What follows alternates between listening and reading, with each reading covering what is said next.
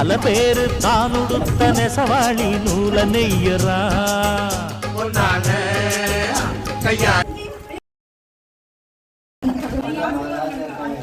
மகாராஷ்டிராவுக்கு இன்னும் மகாலட்சுமியா இருப்பாங்க.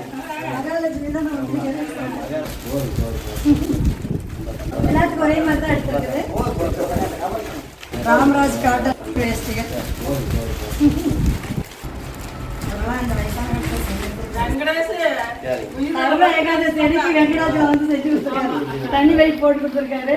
நம்ம வீட்லயே ஸ்ட்ரீட் லைட் போட்டுருவோம்.